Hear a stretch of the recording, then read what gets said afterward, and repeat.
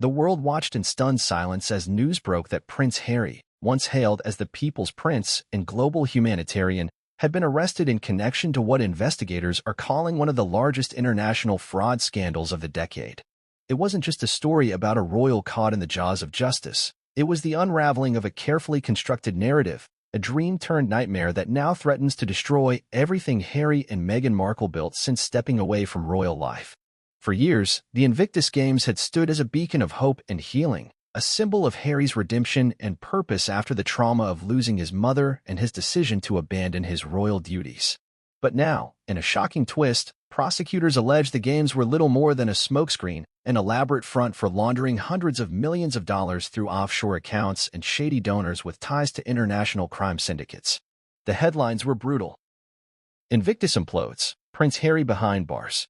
Meghan Markle on the brink, facing bankruptcy after $450 million fraud. As the scandal deepens, the world is left asking, how did it come to this? How could Harry, who fought on the front lines for his country, and Meghan, who branded herself as a modern feminist icon, fall so far, so fast? And perhaps most chilling of all, was this the result of tragic naivety, or something far more deliberate? Before we continue, please hit the like button, subscribe to the channel, and turn on the notification bell for updates. It all began with a dream. When Prince Harry launched the Invictus Games in 2014, he spoke passionately about giving wounded veterans a stage to showcase their strength and resilience. The Games were applauded as a masterstroke of goodwill, cementing Harry's image as the compassionate royal who had found his calling. But as the years passed and Harry and Meghan left the royal family in 2020, insiders say the Invictus Games became more than just a charitable mission. It became their lifeline, their primary source of credibility and financial viability in a world that wasn't always kind to ex-royals. Critics had long whispered about Meghan's push for commercial deals surrounding Invictus, multi-million-dollar sponsorships, luxury partnerships, and streams of donations from private benefactors in countries notorious for financial secrecy. At the time, those whispers were brushed aside as the ramblings of tabloid sensationalism. But now, in light of damning evidence leaked from ongoing investigations, those whispers sound eerily prophetic. Authorities in both the United Kingdom and the United States allege that over $450 million in funds connected to Invictus were funneled through shell corporations in tax havens such as the Cayman Islands and Panama. Tracing the money revealed links to figures under investigation for money laundering and organized crime. The shock came when documents showed Prince Harry's signature on key approvals, making him not just a figurehead but, at least legally, an active participant in the transactions. Meghan, meanwhile, is said to have attended closed-door meetings with donors whose names are now redacted in court filings, fueling speculation about her deeper involvement. The arrest was as dramatic as the accusations. Witnesses at Heathrow Airport described an unmarked police convoy arriving minutes before Harry was due to board a flight to Germany. He had been scheduled to attend an Invictus-related event. Instead, he was quietly escorted into custody, his passport seized, and his phones confiscated. The photos that surfaced hours later, Harry, disheveled and visibly shaken, sitting in the back of a police car, were splashed across every major news outlet. Back in Montecito, Meghan Markle reportedly collapsed into tears when informed of her husband's detention. Sources close to the couple say she made frantic calls to high-powered attorneys and former Hollywood allies, begging for help to contain the fallout. But in a cruel twist of irony, many of those once loyal to Meghan now seem unwilling to take her calls. Tyler Perry, the entertainment mogul who famously offered Meghan and Harry his Los Angeles mansion during their royal exit, has reportedly declined to comment on the scandal. Even Netflix and Spotify, brands that previously courted the Sussexes for content deals, have quietly distanced themselves, issuing brief statements reaffirming their commitment to ethical partnerships. The royal family, meanwhile, has been stone-cold silent. Buckingham Palace issued a single, terse statement. This is a matter for the authorities.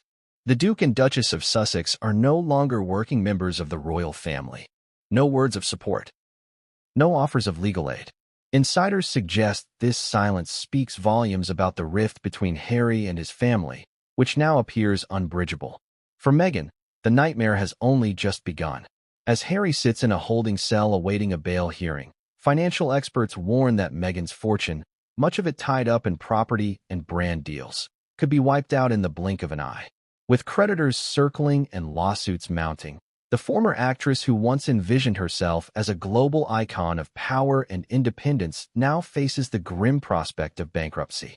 Friends describe her as hysterical and desperate, torn between protecting her children and salvaging what remains of her reputation. But the world is divided. Is this a tragic story of a couple overwhelmed by forces beyond their control, victims of their own inexperience and misplaced trust?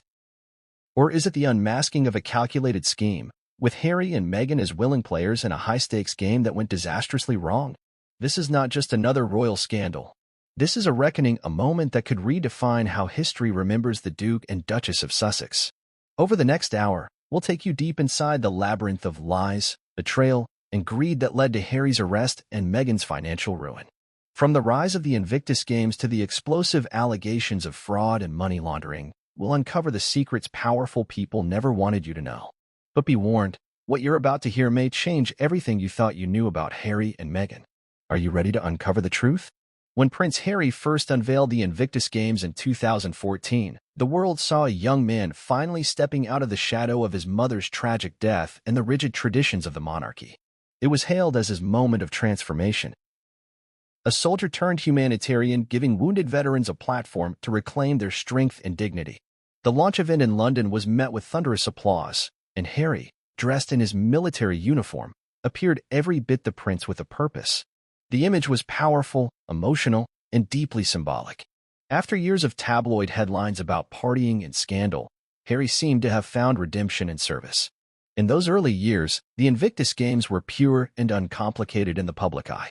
Governments, corporations, and individuals poured money into the initiative, eager to be associated with the prince's noble cause.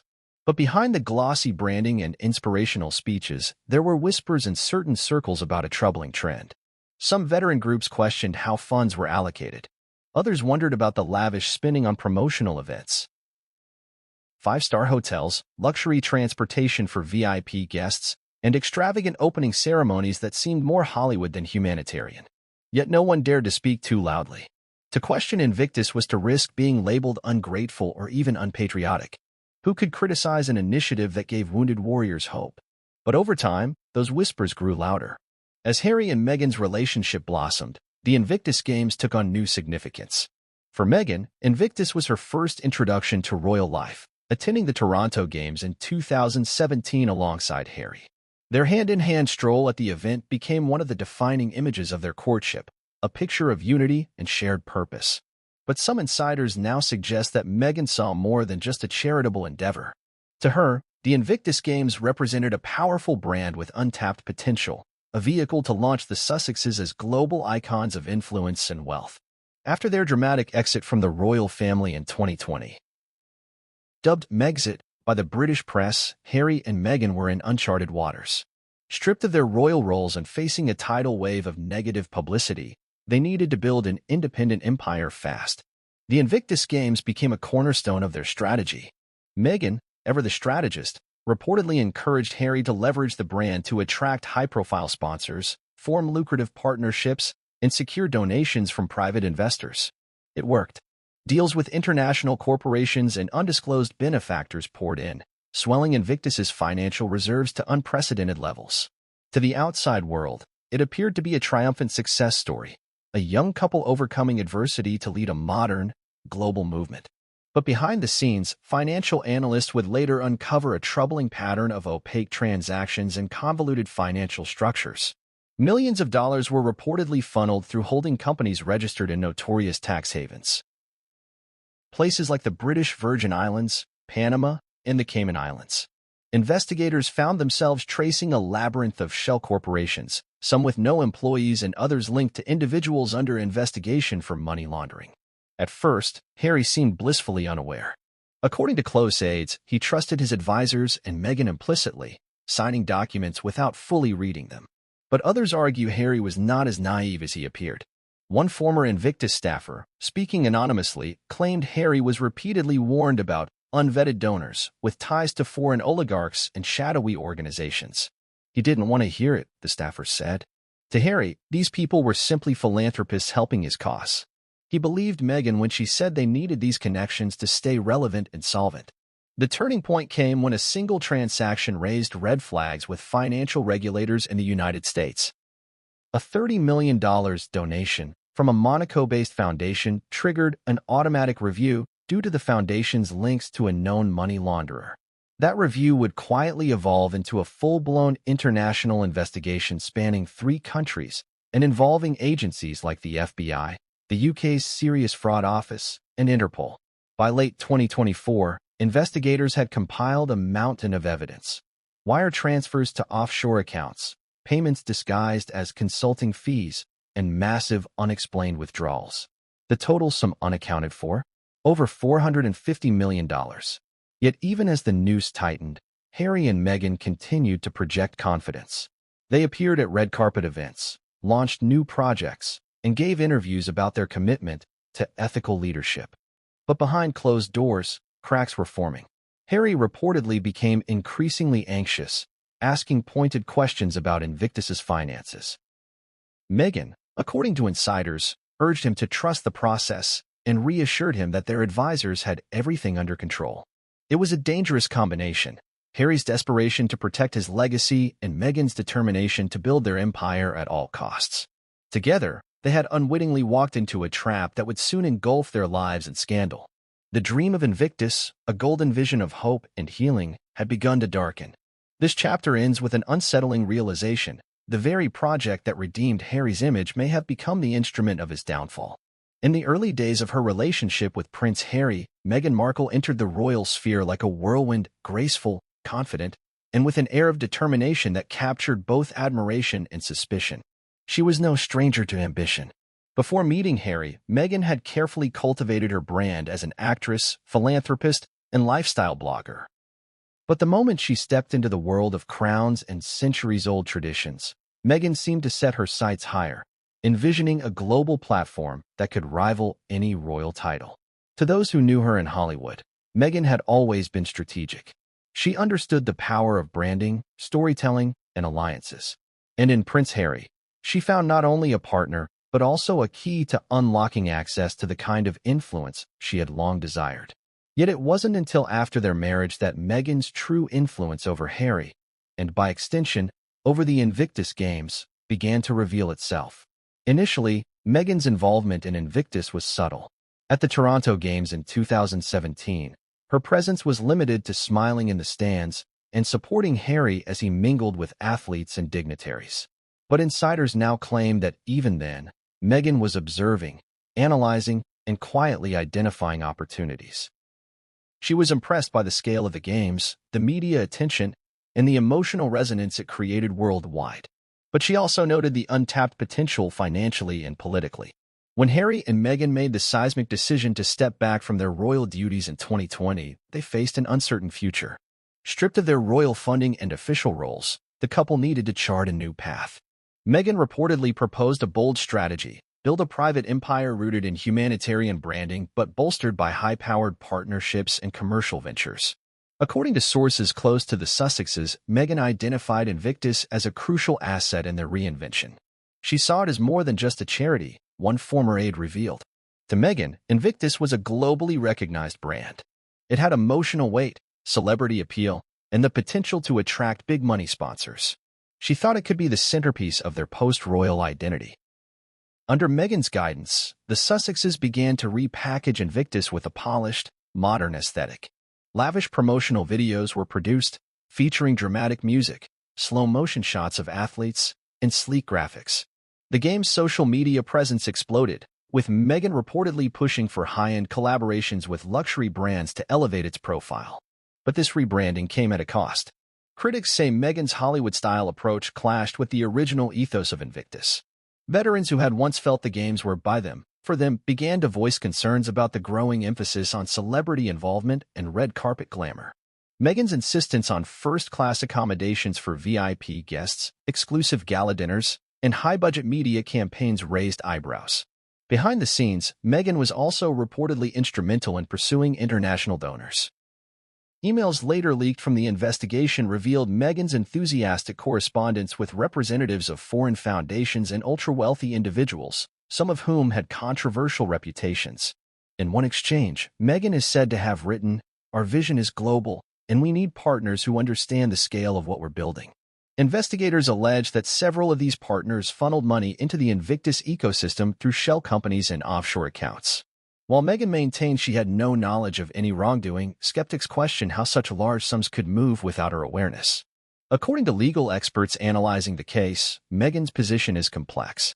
Unlike Harry, who signed many of the financial documents under scrutiny, Meghan's involvement was largely advisory and informal. Yet her influence on Harry's decisions is undeniable. Harry trusted her completely, one former Invictus board member explained. If Meghan said a donor was legitimate, Harry believed her. She had a way of framing things as opportunities they couldn't afford to miss. This dynamic became even more critical as the couple's financial pressures mounted. Their sprawling Montecito estate came with a staggering mortgage. Security costs soared as they built lives outside royal protection. And their deals with Netflix, Spotify, and Penguin Random House, though lucrative, required constant content creation to keep the money flowing. Invictus, with its emotional pull and global reach, seemed like the perfect vehicle to attract steady streams of cash. But some insiders now claim Meghan's aggressive pursuit of funding may have blinded her to the risks. She had this belief that they were untouchable, one source said. In Meghan's mind, they were the good guys, so anything they did was justified if it helped keep their mission alive.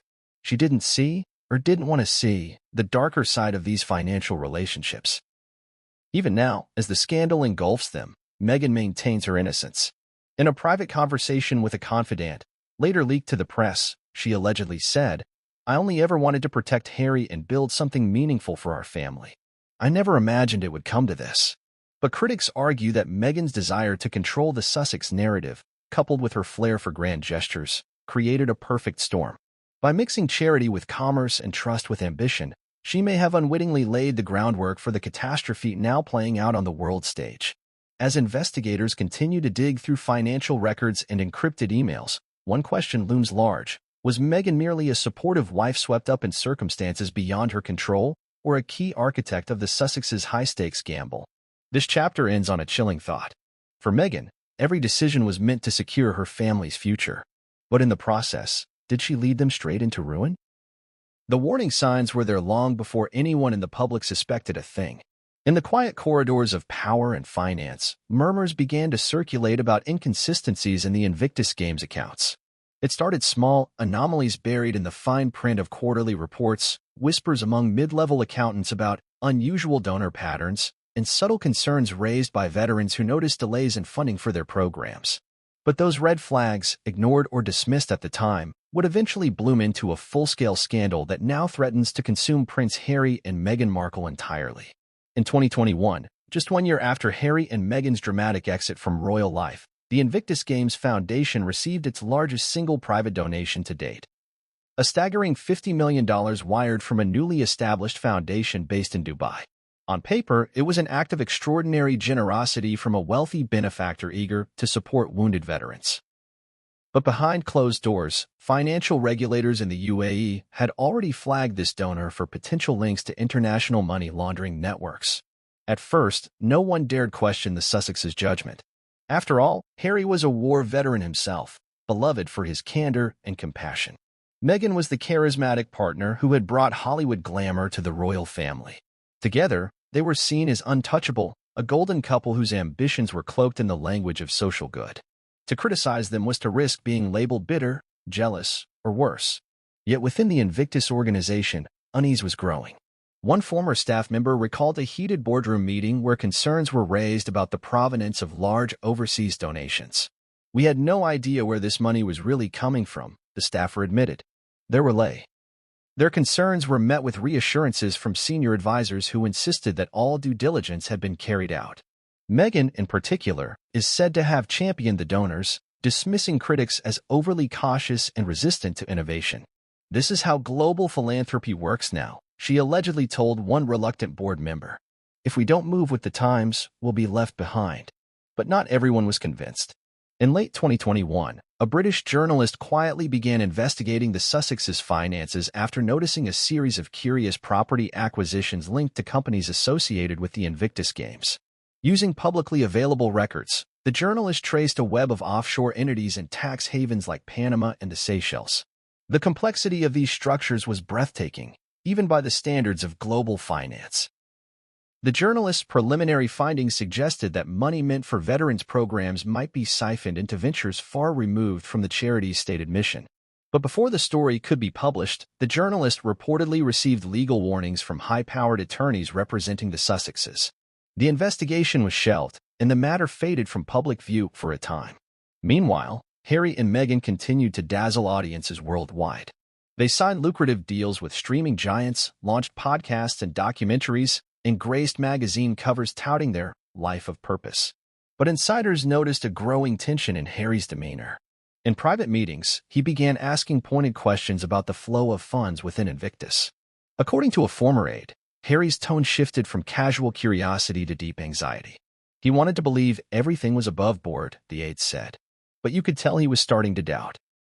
By early 2022, the first official investigation was quietly underway.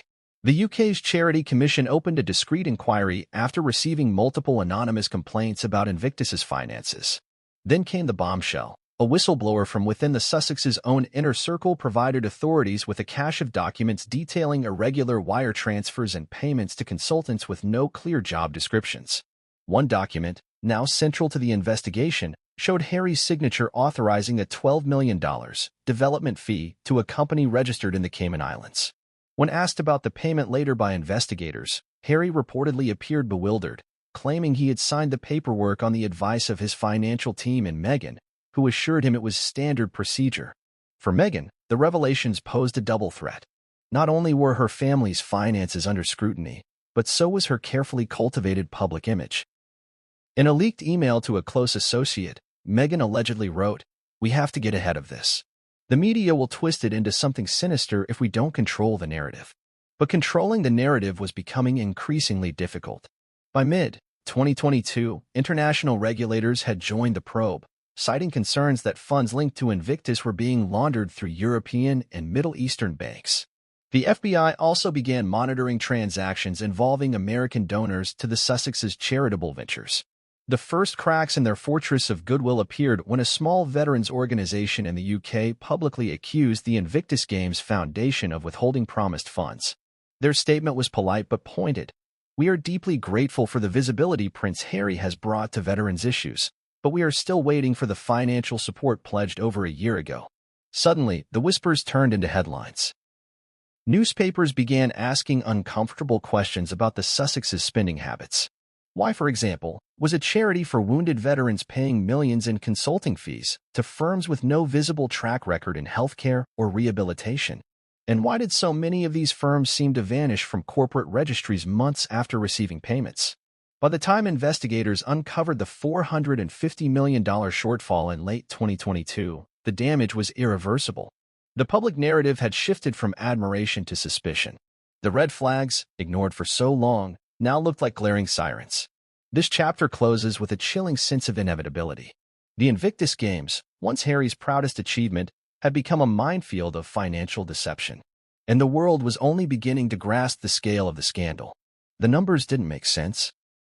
Not to the auditors, not to the investigators, and certainly not to the wounded veterans who had once believed the Invictus Games were built solely for them. Somewhere between the glossy brochures, inspiring speeches, and celebrity galas, nearly $500 million had vanished. The Invictus Games Foundation, a project born from Prince Harry's deep respect for his fellow servicemen and women, was now at the center of a financial scandal so vast, so intricate, that even seasoned prosecutors struggled to untangle the web. It began as a routine audit.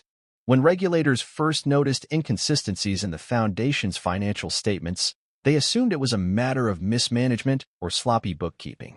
Charities of this size often face such hurdles, especially when expanding globally. But as investigators dug deeper, what they uncovered was far more sinister: $450 million in donor funds that could not be accounted for. At the heart of the scandal were a series of complex transactions that crisscrossed the globe. Money donated to Invictus, ostensibly to support wounded veterans in their recovery and rehabilitation, had been siphoned through a maze of intermediary companies. These firms, often registered in secrecy-friendly jurisdictions like Panama, the British Virgin Islands, and the Isle of Man, served as conduits for funds that disappeared without a trace. One such transaction involved a $25 million payment from Invictus to a company registered in Cyprus. According to internal documents, the payment was marked as consulting services for global expansion. But when regulators visited the company's listed address, they found nothing more than a single locked office in an otherwise empty building. No staff, no equipment, no sign of any legitimate business operations. Further investigation revealed that the Cyprus-based firm had transferred the $25 million to another company in Singapore, which in turn funneled the funds into a private bank account in Switzerland. That account was later linked to an individual under investigation for money laundering. This pattern repeated itself dozens of times. Millions of dollars seemed to move in circles, bouncing between companies and countries, each transfer erasing the trail just enough to keep prying eyes at bay. Prosecutors believe this network of transactions wasn't an accident. It was a deliberate scheme to obscure the flow of money and make it nearly impossible to track. And at the center of it all was Prince Harry's signature, authorizing many of these payments under the advice of financial consultants hired by Meghan Markle. To the outside world, Harry had always seemed a reluctant royal, someone more comfortable in military fatigues than in boardrooms. But in his new life as a private citizen, cut off from the royal purse, Harry reportedly struggled to understand the complexities of running a multi-million-dollar organization. That ignorance, some allege, made him the perfect figurehead for those looking to exploit Invictus for their own ends. Harry's heart was in the right place, one former advisor said. But he had no experience with large-scale finances. He trusted people he shouldn't have trusted, and he signed whatever was put in front of him. Meghan's role, however, is far more contentious. While she didn't officially hold any position within the Invictus Games Foundation, leaked emails show she was deeply involved in discussions about donors, sponsorships, and expansion strategies. In one exchange, Meghan reportedly pushed for accepting a $40 million philanthropic gift from a Middle Eastern businessman later linked to illicit financial activities. "We need partners who understand our vision," Meghan allegedly wrote in the email. "This could be the breakthrough that secures Invictus for the next decade." Critics now argue that Meghan's aggressive pursuit of high-dollar donors blinded her to the warning signs. Or worse, they suggest she may have been aware of the risks and chose to ignore them in favor of growing the Sussexes' influence and wealth. For the wounded veterans the games were meant to serve, the revelations were nothing short of devastating. Many felt betrayed, not just by Harry and Meghan, but by an entire system that allowed such vast sums to vanish unchecked. "I thought they were in this for us," one former Invictus athlete said in a tearful interview. "Now I feel like we were used as a shield for something much darker." Public opinion turned sharply against the Sussexes. What had once been celebrated as a post-royal success story now appeared to be a house of cards. Headlines screamed of fraud, betrayal, and greed. But the most damning moment came when investigators released a preliminary report estimating the total amount missing from Invictus-related accounts, $450 million. The number sent shockwaves through the global media. How could such a staggering sum disappear without anyone noticing? The answer lay in a combination of trust, ambition, and deliberate obfuscation. Harry's trust in Meghan, Meghan's ambition to build a lasting legacy outside the royal family, and the careful manipulation by advisors and middlemen who exploited both to enrich themselves. As prosecutors prepared charges and forensic accountants continued to trace the money, one thing became clear: this wasn't just a financial disaster. It was a moral collapse. The Invictus Games, a shining light for wounded warriors, had become the center of an international scandal. And Harry and Meghan, whether by design or by ignorance, were now inextricably tied to the $450 million hole at its heart. This chapter closes with a sobering reflection. How could a cause so noble be tainted so completely? And more importantly, was this the beginning of the end for Harry and Meghan's carefully crafted public image? Prince Harry's signature was never supposed to become evidence. It was meant to symbolize commitment, reassurance, and purpose, a prince taking responsibility, demonstrating leadership, and affirming trust in those around him. But in the wake of revelations about the staggering fraud involving the Invictus Games, Harry's once innocent act of signing financial documents has become the centerpiece of the case against him. Each stroke of his pen now seems less like a formality and more like an admission of guilt, an indelible mark linking him directly to one of the most notorious financial scandals of the decade. From the outside, the optics were devastating. After years of Harry carefully cultivating an image as a dedicated advocate for veterans and mental health awareness, The leaked documents showing his approval of massive questionable transactions cast a long shadow over his integrity. The beloved royal, who had once courageously served on the battlefield, was now depicted as complicit in financial wrongdoing. A prince betrayed by his advisors, or, perhaps worse, willingly complicit in a criminal enterprise. The crucial turning point came in a private conference room in London, far from public view. Financial investigators, combing meticulously through tens of thousands of emails and files, discovered a series of documents with Harry's unmistakable signature. The evidence showed approvals of financial transfers totaling hundreds of millions of dollars, all to entities later identified as shells used for money laundering and tax evasion. Prosecutors released partial transcripts of Harry's private interview conducted shortly after his arrest, a dialogue described by those present as both surreal and profoundly troubling. During questioning, Harry appeared genuinely bewildered when confronted with his own signatures. "I don't recall the details of these transactions," he repeatedly insisted. "I trusted the advice of my team. They assured me everything was above board." Yet, Harry's claims of ignorance provided little comfort or credibility. Legal experts quickly pointed out that ignorance, especially at this scale and involving international finance, was hardly a valid defense. His failure to exercise due diligence in such significant matters painted a damning portrait, at best negligent, at worst criminally reckless. Sources close to the investigation revealed that Harry had developed a worrying habit of quickly signing documents presented by his advisors and Meghan herself, often without reading them thoroughly. One insider described the scene vividly. Harry would be on a call or rushing to an event, and Meghan or an advisor would slip documents in front of him. He trusted them implicitly, barely glancing at the papers before scribbling his name. Such trust, prosecutors argue, was catastrophically misplaced. Advisors hired by Meghan were later revealed to have questionable backgrounds. Two had previous run-ins with financial regulators in other jurisdictions, yet their credentials had never been thoroughly vetted before joining Harry and Meghan's inner circle. It appeared Meghan had hand-picked advisors who promised to deliver rapid financial results, dismissing warnings from older royal associates who urged caution. The implications for Harry were devastating. Though he was legally responsible for the Foundation's financial decisions, he had largely delegated financial oversight to Meghan and her chosen team. Yet, it was his name, not Meghan's, that appeared on critical authorizations. Prosecutors suggested that Meghan, consciously or unconsciously, had shielded herself from direct accountability while leaving Harry exposed. In a particularly damning revelation, a former financial advisor testified privately to investigators, alleging Harry had explicitly asked few questions. "It was clear he was uncomfortable with financial details," the advisor stated. "He often deferred to Meghan's judgment. She reassured him, told him the documents were just formalities to keep things moving."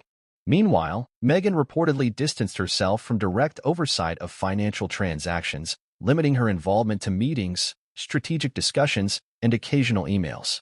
Legal analysts observing the investigation suggested Meghan's calculated distance from direct financial responsibility was a strategic safeguard, protecting herself from direct liability while leaving Harry's fingerprints clearly visible. As the scandal spiraled, Harry's mental and emotional state became a topic of public speculation. Reports emerged of his growing anxiety and sleepless nights. Staffers recalled him pacing his Montecito mansion late into the night, confiding to close friends that he feared he'd been duped by those he trusted most deeply. "Harry is broken," one insider revealed anonymously. "He's always prided himself on integrity and honesty. Now he sees himself as someone who betrayed the veterans he swore to help. It's tearing him apart." Yet sympathy for Harry was limited. Public opinion shifted rapidly from disbelief to outrage. The perception was clear. A prince who had once inspired millions was either dangerously naive or deeply complicit. Social media erupted, with hashtags like #HarryTheFraud and #SussexScam trending worldwide, intensifying the public humiliation. Buckingham Palace's calculated silence deepened Harry's isolation. His family's refusal to offer support, legal aid, or even a kind word was viewed as a deliberate distancing, a message clearly stating that Harry's royal privileges had vanished the moment he stepped away from his duties. Palace insiders whispered that King Charles privately expressed profound disappointment, lamenting that Harry had squandered his potential and embarrassed the crown irreparably. Meanwhile, Meghan found herself under mounting scrutiny, accused of orchestrating Harry's downfall through either greed or negligence. Friends close to Meghan claim she was genuinely blindsided by the revelations, yet critics pointed to leaked emails in which she urged Harry to approve certain transactions swiftly, raising doubts about her claimed innocence. Perhaps most troubling was the sense that Harry, who had spent much of his life rebelling against palace expectations, had inadvertently walked directly into the trap he had always feared, being controlled and manipulated by those around him. Meghan, once his greatest ally, appeared increasingly like a figure who'd steered him into stormy waters without ensuring he could swim. Prosecutors publicly indicated that the documents bearing Harry's signature were the strongest evidence of his complicity.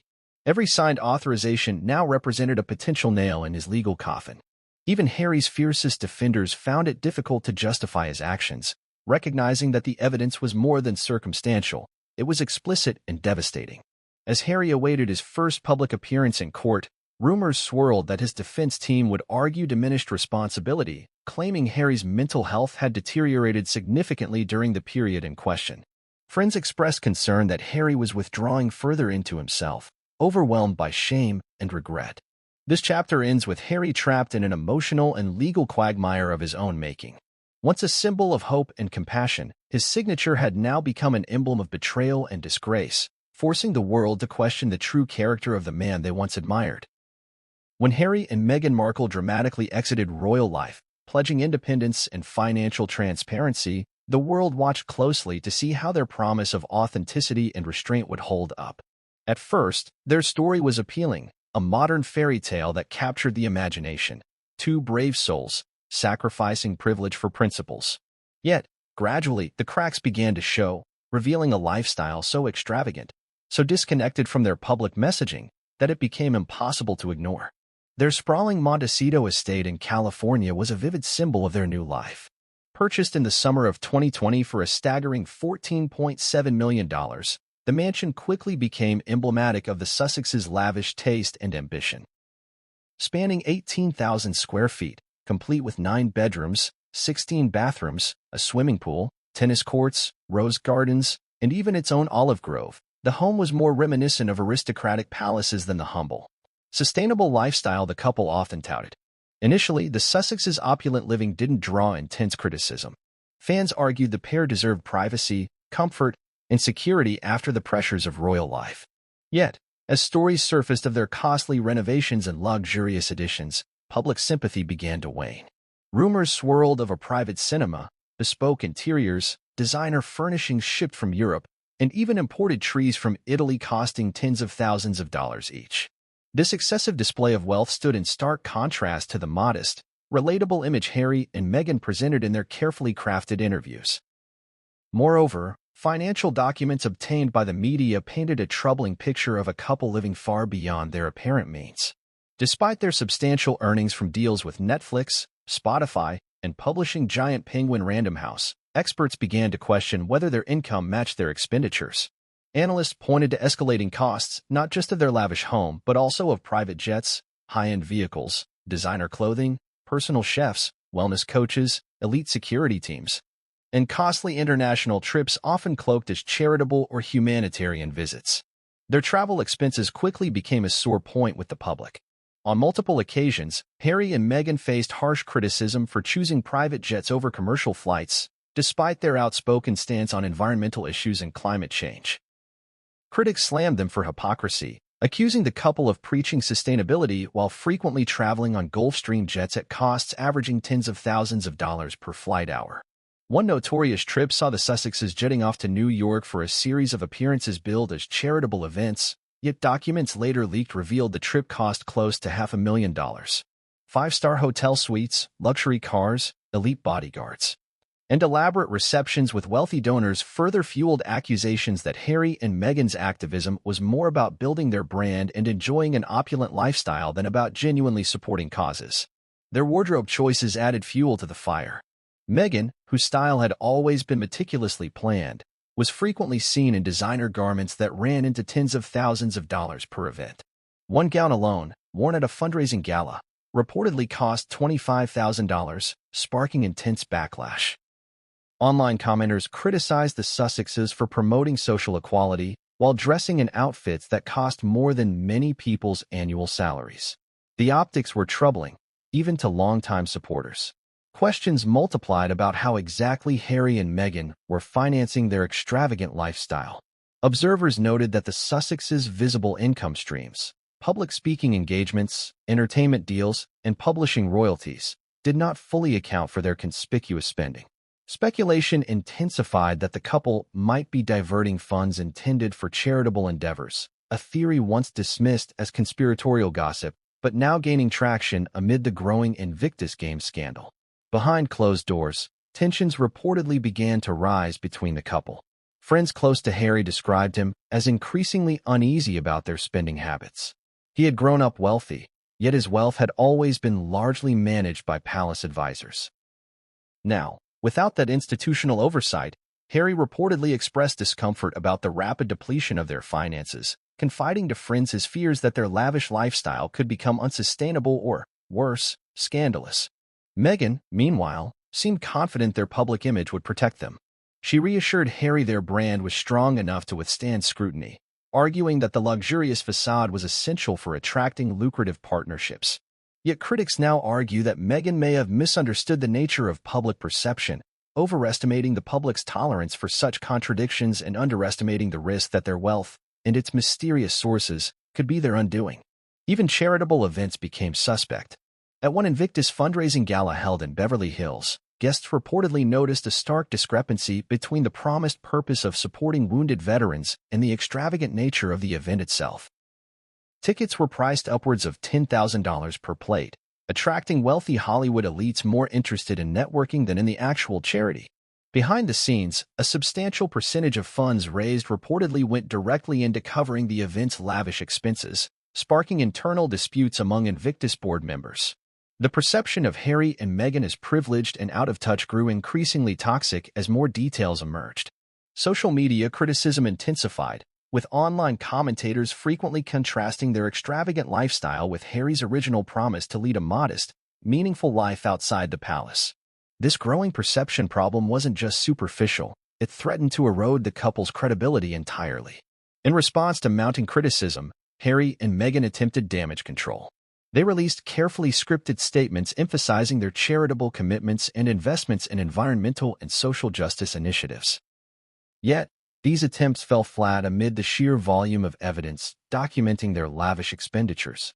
The media ran relentless coverage of each new revelation, painting the couple as disconnected elitists using their privileged status to enrich themselves. Friends close to Meghan privately admitted she underestimated the public's willingness to forgive extravagance.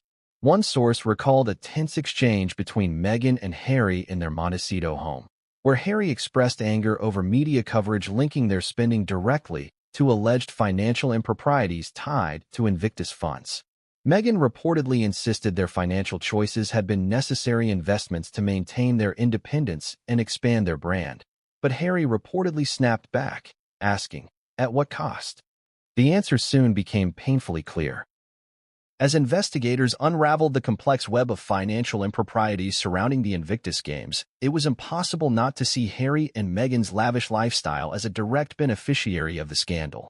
The public began to openly speculate whether their extravagant expenses were funded, at least partially, by money intended for wounded veterans, a betrayal far deeper than mere extravagance. The chapter closes with the chilling realization that Harry and Meghan's taste for luxury, once dismissed as mere celebrity excess, now looked dangerously like evidence of fraud. What had been criticized as hypocrisy suddenly appeared potentially criminal. Their Montecito mansion, their private jets, their couture wardrobes, every extravagant detail now seemed like pieces of evidence pointing to a far darker truth lurking beneath their polished image. The investigation began quietly, unnoticed by the press and ignored by Harry and Meghan, who were too focused on expanding their global brand to notice the storm clouds gathering just beyond the horizon. What started as a routine financial inquiry in early 2022 had, by mid-year, evolved into a coordinated international effort, bringing together law enforcement agencies from the United Kingdom, the United States, and several European jurisdictions. At first, the authorities' involvement was subtle. A small team from the UK's Serious Fraud Office initiated a preliminary review after receiving anonymous tips about suspicious financial transactions involving the Invictus Games Foundation. The initial focus was on verifying compliance with charitable regulations, standard procedure for high-profile philanthropic ventures. Yet, as the inquiry progressed, investigators quickly realized they were not dealing with mere administrative errors. The financial trail was more tangled than they had anticipated, leading to a maze of offshore accounts, shell companies, and mysterious entities registered in notorious tax havens. Within weeks, it became evident that this was not an ordinary audit. It was the start of something far more serious, complex, and potentially criminal. By late 2022, the investigation had expanded dramatically. The FBI joined the probe after discovering links between Invictus-related transactions and banks based in New York and Delaware. At the same time, Interpol began coordinating with authorities in Switzerland, Singapore, and Monaco to track the flow of millions of dollars that appeared to vanish without explanation. Law enforcement agencies were now collaborating closely, sharing intelligence and coordinating raids on suspected fronts. It wasn't long before the investigators' activity caught Harry and Meghan's attention. Advisors close to the couple reported that Harry initially dismissed the scrutiny as a misunderstanding or a politically motivated smear campaign. Meghan, confident as always, reassured her husband that they had nothing to hide, that their high-priced lawyers would quickly resolve any confusion. Yet privately, both began to worry as the sheer scale of the investigation became apparent. In early 2023, the media finally caught wind of the situation. News leaked of FBI agents visiting financial institutions in Manhattan, seeking records of accounts linked directly to the Invictus Games Foundation. Headlines quickly followed, casting suspicion on the once revered Sussex brand. Harry and Meghan, blindsided by the sudden media frenzy, publicly denied any wrongdoing. In carefully worded statements issued through their spokesperson, they insisted the investigation was merely procedural and vowed full cooperation. But privately, the couple's anxiety skyrocketed. Meghan reportedly became increasingly frustrated with their legal team, demanding explanations for how the situation had escalated without warning. Harry, already under immense emotional strain, reportedly became withdrawn and irritable, suspicious of those around him. Friends described him as haunted, pacing the halls of their Montecito mansion late at night, consumed by worry that his life's greatest achievement had been corrupted. Investigators, meanwhile, methodically built their case, working patiently and quietly, wary of tipping off any potential suspects. By mid-2023, they had compiled an extensive dossier filled with damning evidence, leaked emails, detailed financial records, testimony from former staffers, and recorded phone conversations. A pattern had clearly emerged, showing a sophisticated attempt to launder and conceal vast sums of money originally intended for charitable use. One critical break in the case came when an Invictus Games employee decided to cooperate fully with the investigation. Fearing prosecution and appalled by what he described as the betrayal of veterans' trust, the employee handed over encrypted emails and internal memos detailing deliberate efforts by senior advisors to obscure financial trails. The documents explicitly mentioned H&M's approval, indicating that Harry and Meghan were, at the very least, aware of controversial financial decisions, even if they did not fully grasp their implications. The turning point came when forensic accountants traced $85 million directly from Invictus accounts into a labyrinth of offshore entities, some linked to individuals previously flagged for involvement in international money laundering schemes. Harry's signature appeared repeatedly on authorization documents related to these transfers. Investigators now had undeniable proof linking the Sussexes directly to questionable financial decisions. As the walls closed in, Harry and Meghan attempted damage control.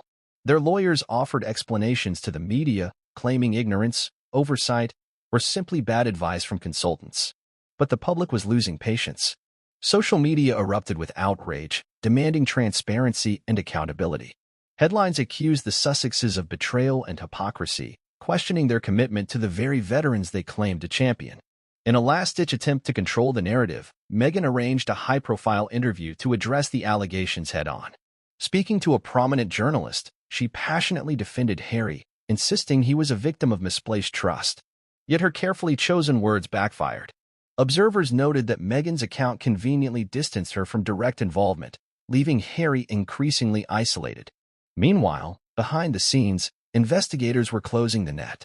By the end of 2023, they had enough evidence to justify formal criminal charges. The decision to move forward with Harry's arrest was not taken lightly. given the international attention and diplomatic implications involved. But ultimately, prosecutors concluded the evidence was too compelling to ignore. In a meticulously coordinated operation, authorities quietly prepared for the arrest. Intelligence reports indicated Harry planned a trip to Europe to attend an Invictus promotional event in Germany. British and German authorities, acting in close coordination, prepared to intercept him upon his arrival at Heathrow Airport, ensuring minimal disruption and maximum control. Harry's arrest on that cloudy afternoon stunned the world. Images of the once-beloved prince escorted into custody dominated news channels worldwide. His expression, confused, devastated, and terrified, seemed to encapsulate the scale of the disaster. For Harry, the reality was unimaginable. The project closest to his heart was now the source of his greatest shame. Back in Montecito, Meghan reportedly collapsed when informed of Harry's arrest. Friends described a harrowing scene as Meghan, overwhelmed and desperate, frantically called lawyers and publicists, pleading for help. Her carefully built empire had come crashing down around her, leaving her isolated and vulnerable. Even former allies and celebrity friends hesitated to come forward publicly, wary of associating with the growing scandal. Investigators publicly announced the charges: conspiracy to commit fraud, money laundering, and misuse of charitable funds. They described Harry not merely as a passive figurehead, but as an active participant whose signatures repeatedly authorized illegal transactions. Prosecutors vowed to uncover the full extent of wrongdoing, hinting that further arrests, including potentially Meghan herself, could follow. This chapter closes with the chilling sense that Harry and Meghan's troubles had only just begun. The investigation had peeled back the curtain on their carefully crafted image, exposing secrets far darker than anyone had imagined. For the Sussexes, the fairy tale was over. The world now waited anxiously to see just how far and how devastating the fallout would be. The news of Prince Harry's arrest exploded with unprecedented force, sending shockwaves across the globe. The events of that fateful day at Heathrow Airport didn't merely mark the downfall of one man. They symbolized the dramatic collapse of an image painstakingly crafted over decades. Harry, who had once stood as the embodiment of duty, bravery, and compassion, was now forever branded as a suspected criminal, implicated in an international financial scandal that stunned even the most cynical observers. It began like any ordinary day. Harry had been due to travel from London to Dusseldorf, Germany, to attend an Invictus Games promotional event. Yet, unbeknownst to him, British authorities had meticulously prepared an ambush at Heathrow, fully coordinated with their German counterparts. They had waited patiently, careful not to leak their plans to the press. When Harry arrived at the airport's VIP terminal, he noticed an unusually heavy police presence but initially dismissed it, assuming heightened security was standard protocol. As Harry made his way toward the boarding gate, a team of plainclothes officers discreetly surrounded him. According to eyewitnesses, the exchange was brief but intense. Harry appeared stunned, visibly shaken when informed he was under arrest. Airport employees described a surreal scene, Harry's disbelief and confusion turning swiftly into panic. "I think you've got the wrong person," he reportedly insisted. But the officers calmly presented a warrant detailing charges of fraud, conspiracy, and money laundering, leaving no doubt as to their intentions. Within minutes, news cameras descended on Heathrow, capturing footage that would define the scandal: Prince Harry, disoriented and deeply distressed, being led to an unmarked police vehicle. Those first images broadcast worldwide showed Harry stripped of all royal dignity, his expression haunted, his eyes glazed with shock and despair. Newsrooms around the globe scrambled to cover the breaking story, each headline more dramatic than the last. From London to Los Angeles, viewers watched in disbelief, unable to fully process the gravity of the unfolding events. Back in Montecito, California, Meghan Markle was abruptly informed of her husband's arrest via a frantic phone call from an advisor. Friends described the devastating scene in vivid detail. Meghan, initially confused and disbelieving, reportedly dropped her phone as reality hit her with overwhelming force. Within moments, she was hysterical, pacing and demanding answers from her team. Her carefully constructed empire had just been shattered, her world turned upside down by a crisis she never saw coming. Meanwhile, Buckingham Palace responded with a chilling silence, issuing only a brief, cold statement distancing the monarchy from Harry's actions. "This is a matter for the relevant authorities." Prince Harry ceased to be a working royal several years ago. The royal family's refusal to show even minimal support only amplified Harry's isolation. He was no longer protected by palace advisors or media handlers. He faced the brutal reality of his downfall alone. In the hours following the arrest, public reaction surged explosively. Social media erupted with disbelief, anger, and, above all, betrayal. Harry's lifelong commitment to charitable causes, particularly the welfare of veterans, had made him beloved globally, yet now those same fans felt deeply deceived. Hashtags condemning Harry trended worldwide, and angry veterans organizations issued statements demanding accountability, devastated by the implication that funds meant to support wounded soldiers had instead lined the pockets of fraudsters. Amid the chaos, details of Harry's arrest gradually leaked to the press, adding new layers of shock. Reports emerged of officers confiscating multiple electronic devices, including encrypted phones and laptops containing sensitive communications with Meghan and their advisors. Authorities hinted that these devices held evidence even more incriminating than previously known, promising further shocking revelations. Sources close to the investigation confirmed Harry appeared unaware of the scale of evidence against him until he was confronted during initial questioning, deepening the sense of his tragic naivety.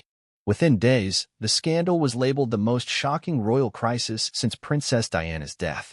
Pundits across the globe speculated openly about Harry's future, whether he faced imprisonment, whether Meghan might soon join him under arrest, and how their children would cope with such devastating family trauma.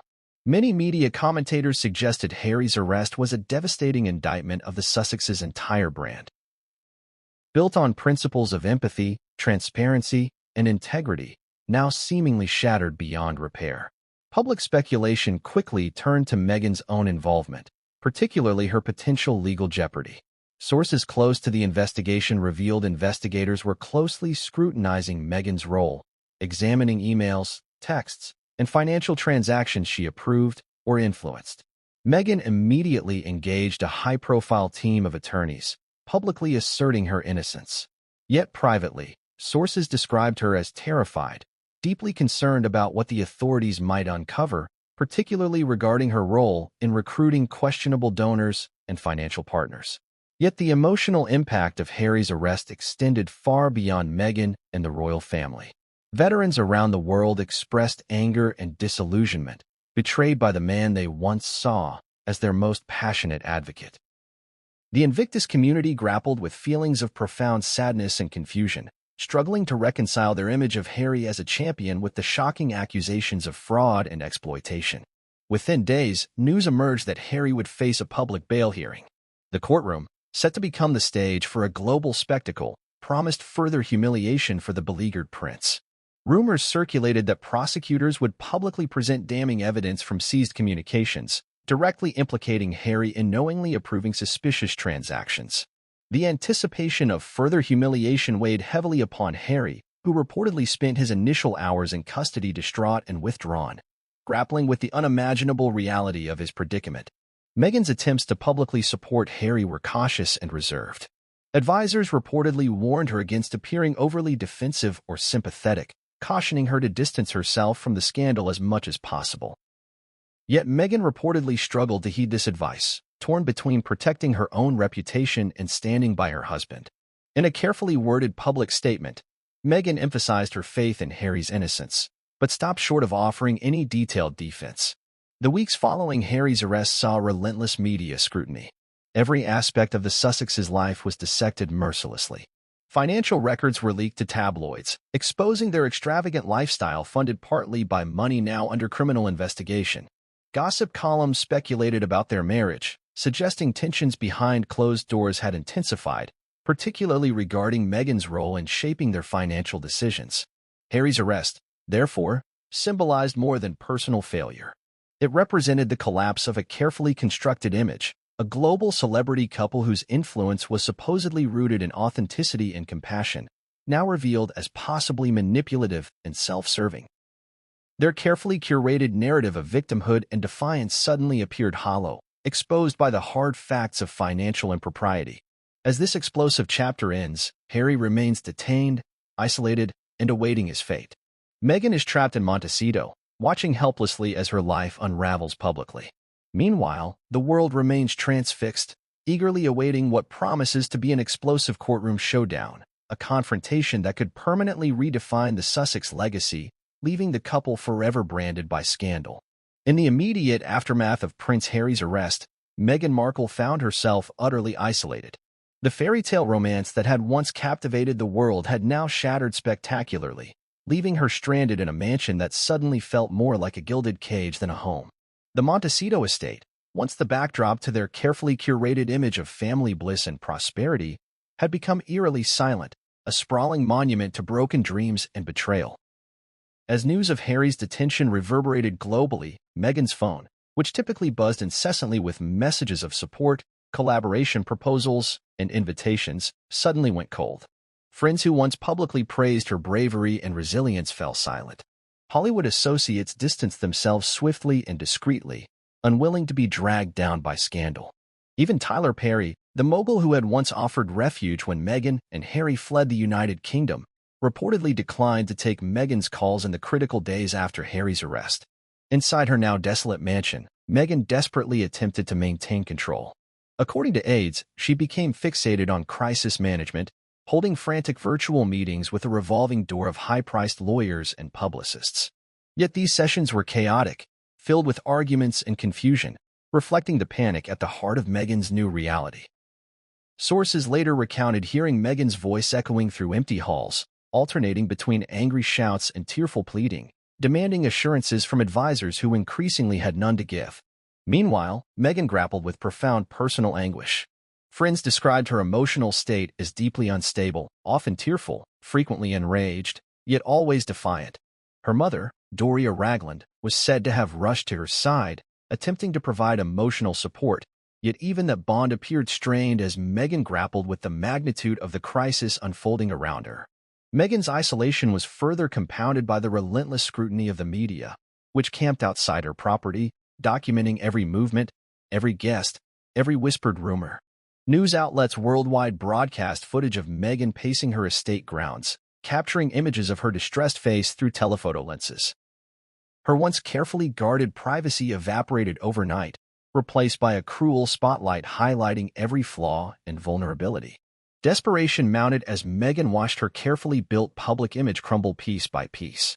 She began to see threats everywhere, not just in the probing questions of investigators and journalists but even among her closest circle. Trust dissolved into suspicion. Paranoia set in as she questioned advisors she had previously relied upon implicitly. One trusted assistant reportedly resigned abruptly, unable to bear Meghan's increasingly volatile outbursts, leaving Meghan even more isolated and fearful. Behind closed doors, Meghan also struggled to maintain her relationship with her children, Archie and Lilibet. Although they remained largely sheltered from the media storm, staff members noticed a shift in Meghan's interactions. She became withdrawn, easily agitated, and frequently distracted, consumed by the enormity of Harry's predicament and her own uncertain future. Sources close to Meghan described heart-wrenching scenes of her attempting to reassure Archie, whose innocent questions about his father's absence only intensified her anguish. Financial pressure compounded her emotional turmoil. As investigators froze accounts linked to Invictus, Meghan found her liquid assets rapidly diminishing. Legal bills quickly spiraled into the millions, with advisors warning that she could face insolvency if the legal crisis prolonged. Meghan's lavish lifestyle, the private jets, designer clothing, elite security, and sprawling mansion, suddenly appeared not just extravagant but reckless. Creditors and lenders began calling, and Meghan soon realized she had fewer allies than she imagined. Media coverage turned relentlessly harsh. Headlines described her as manipulative, calculating, or naively complicit. Pundits publicly debated her role in Harry's downfall, dissecting leaked emails and text messages that appeared to suggest her active participation or encouragement of high-risk financial decisions. Former allies publicly distanced themselves, offering cautious statements emphasizing sympathy for Harry but pointedly avoiding any expression of support for Meghan. Meghan's attempts to regain public sympathy backfired dramatically.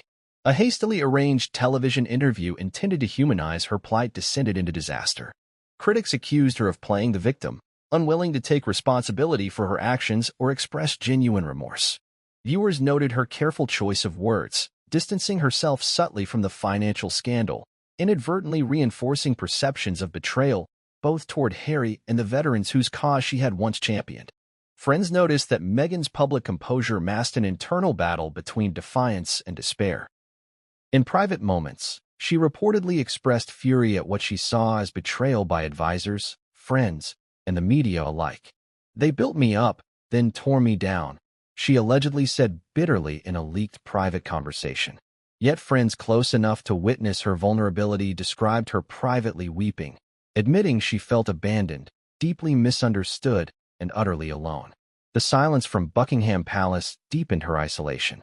Meghan's hopes of support, or at least quiet sympathy, from Harry's family were quickly dashed.